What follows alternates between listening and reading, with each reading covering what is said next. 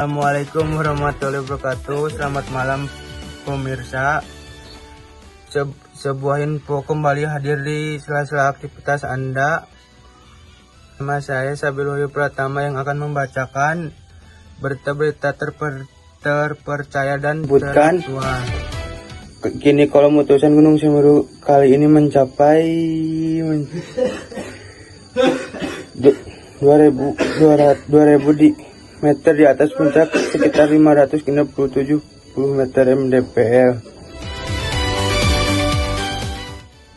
Dilansir dari liputan.com, sepanjang 2025 Gunung Semeru tercatat sudah meletus sebanyak 208. Saya Sabil Wahyu Pratama pamit undur diri.